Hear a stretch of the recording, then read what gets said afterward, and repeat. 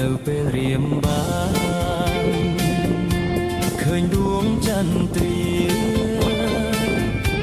រៀមខំសំឡឹងគុណសពអង្គាចន្ទ្រាជាត្រួយជីវិតអោសម្រស់អើយសម្រស់ជាប់ចិត្តសំដីត្រជាក់ហាក់ទឹកអមរិត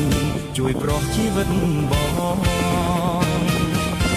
ជាតិនេះបងមិនដែលឃើញទេណានួនល្អងស្នេហ៍បងនេះដល់ហើយស្រឡាញ់តែកលយានថ្ងៃណានឹងបានគៀបកាយឲ្យបងបានស្បើយពីក្តីទុកខាថា